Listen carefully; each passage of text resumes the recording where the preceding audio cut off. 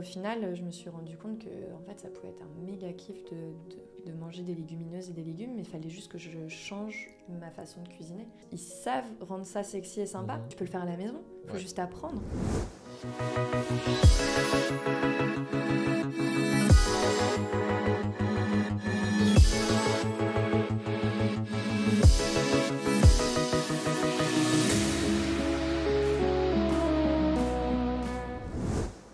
C'est intéressant parce que nous, quand on fait les plans de nutrition aux gens, on met 0 à côté de la salade. Alors je sais que c'est pas 0, mais je fais exprès de mettre 0 pour commencer à porter l'attention des clients sur le fait que la salade, tu comptes 0 en fait, tu la comptes même pas. C'est juste, t'en mets à chaque fois systématiquement, mais tu la comptes pas parce que c'est 0 calories. Donc prendre cette habitude là de se dire en fait, tu vois, c'est vraiment pour les micronutriments comme tu dis, mais c'est pas pour Ils sont les indispensables calories. aussi pour l'index glycémique de ton assiette.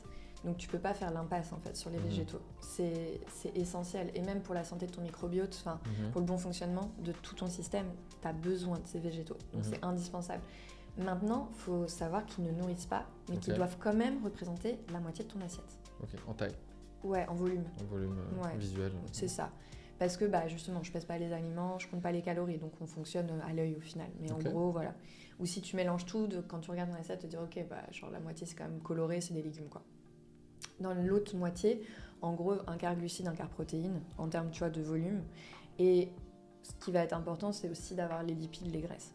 Et donc en gros, à moins d'être vraiment sur une recherche de performance, sur un plan d'entraînement, tu vois, hyper précis, de prise de masse musculaire, etc., ce qui, moi, est absolument pas le cas de mon audience. Tout à fait. On n'a aucun intérêt à d'aller chercher plus compliqué que ça. Ok. Tu vois. Donc l'idée, c'est vraiment de les éduquer sur ensuite, comment on cuisine les végétaux pour que ce soit un kiff de les manger et pas une punition, donc d'arrêter avec putain de brocoli vapeur ou des trucs comme ça, mais vraiment de passer sur une cuisson des végétaux qui est sexy, qui est gourmande, qui fait plaisir. Okay. Et ensuite sur les macros, pareil, de choisir des macros de qualité. Donc tu vois, sur la partie glucides, d'être plutôt sur des légumineuses de préférence, donc de savoir les préparer, de savoir les rendre sympas aussi, goûteuses pour prendre du plaisir à les manger. Et sur les protéines, que ce soit protéines animales ou végétales, peu importe, moi j'accompagne vraiment sur les deux, mais de ne pas les oublier. Parce que souvent les femmes ont tendance à les oublier. Oui. Alors est-ce que tu peux en parler un peu plus de ça? Parce que c'est un truc qui, moi, me choque.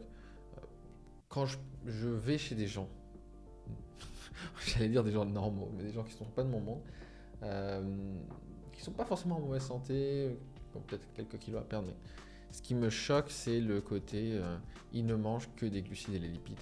Les protéines sont complètement absentes de leur alimentation, ou c'est de temps en temps. Ouais, après, moi je trouve que ça va. Souvent, c'est plutôt, il y en a, c'est juste qu'il n'y en a pas forcément de bonne qualité ou suffisamment en quantité.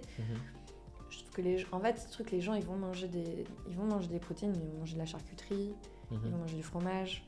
Tu vois, ils vont avoir ces protéines-là, ce qui est moins qualitatif. Mais ils vont en avoir, tu vois. Mais, donc c'est plutôt pour moi travailler sur la qualité de ces nutriments-là. D'accord. Donc au niveau des protéines, si tu es sur les protéines végétales, d'être sur les légumineuses ou tout ce qui va être graines, tout ce qui va être oléagineux, tout ce qui va être algues aussi, tu vois, on contient énormément. Pour les protéines animales... Quelles sont les protéines de qualité pour toi? Déjà, pour moi, ce que je viens de te citer, les légumineuses, les graines, les légumineuses, les graines, les oléagineux, donc tout ce qui est la famille des noix, des amandes, tu vois, graines de courge, graines de lin, tout ce qui est noix. Enfin voilà, pour moi déjà ça... Et animal Et si, animal, mais animal, tu vois, ça va plutôt être la qualité de l'élevage en fait. Parce que l'animal, quand tu vas manger des protéines animales, tu manges ce que l'animal a mangé. Ouais. Donc en fait, s'intéresser à la qualité de comment ton animal a été nourri en fait. Parce que la qualité de ta protéine va dépendre de la qualité de l'animal, de ce qu'il a consommé. Donc si tu t'intéresses à tes protéines animales, ça va plutôt être ça. Donc au niveau des poissons, d'être plutôt sur des petits poissons, type macro-sardines, que d'être sur du saumon, thon. Aujourd'hui, on sait qu'ils sont bourrés de métaux, perturbateurs du coup endocriniens.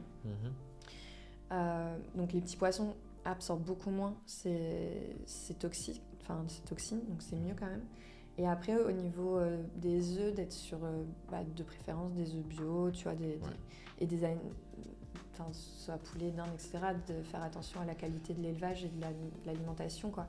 Tout à fait, je trouve que c'est vrai que les œufs bio c'est plus cher, mais s'il y a bien une dépense pour moi à pas négliger, c'est prends tes œufs bio, sois paradin si tu m'écoutes, franchement vaut mieux prendre des œufs bio et faire l'impasse sur la viande rouge, clairement. Tu vois, ou t'acheter des boîtes de sardines, faire l'impasse sur le saumon. Et de temps en temps, éventuellement, tu fais les légumineuses, c'est quand même beaucoup moins cher que les protéines animales. Donc, vaut mieux à la limite que tu aies une meilleure qualité de tes glucides qui vont avoir des protéines végétales. Si tu vois, tu veux recontrebalancer avec une meilleure qualité de tes protéines animales, si tu vois, au niveau du budget, tu as besoin de faire attention. Right. Et tu m'as parlé aussi de la partie légumes, de les rendre délicieux, de les rendre agréables.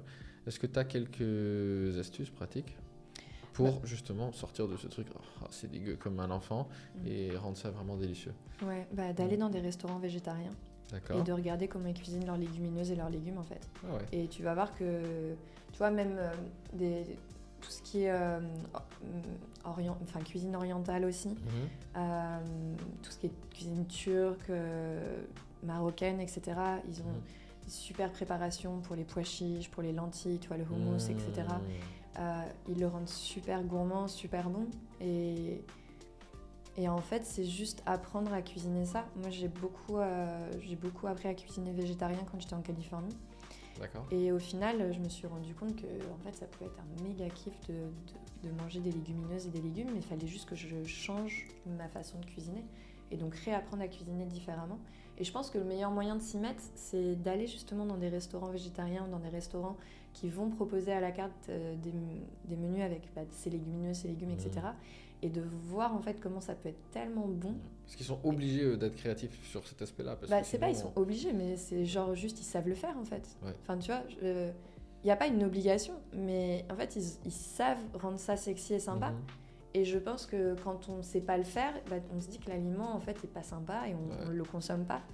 Ma soeur par exemple qui est végétarienne, salut Alexis, tu nous écoutes, elle a horreur de manger en général dans des restos normaux, genre la brasserie française, parce que ce qu'ils te proposent systématiquement c'est juste le même truc mais sans la viande.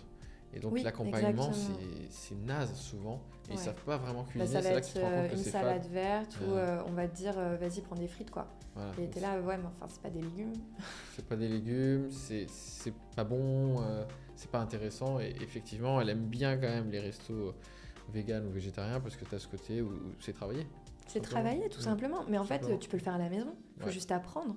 Et c'est pas hyper compliqué, enfin faire des houmous, tu vois, moi j'ai des livrets de recettes sur mon site, les gens peuvent aller télécharger gratuitement, mais je propose quand même 80% de recettes végétariennes dans mes programmes. D'accord. Et en fait, je rends les recettes hyper sexy, hyper gourmandes, et j'ai plein de gens qui reviennent vers moi en mode, en fait, genre c'était bon, et cool, maintenant j'arrive à faire manger des légumes, des légumineuses à toute ma famille, parce que c'est ça aussi derrière. Enfin, pour moi, tu vois, on parlait de régime tout à l'heure, régime out, mais il n'est pas non plus question de manger différemment que sa famille. Enfin, toi, faut arrêter, quoi. C'est pas parce que t'es dans une... Enfin, moi, souvent, j'ai des filles, quand je leur dis, les snacks, on va essayer de passer sur des options de snacks plus sains, elles me disent, oui, mais mes enfants. Et je dis, mais si c'est pas sain pour toi, c'est pas sain pour tes enfants, en fait. Ouais.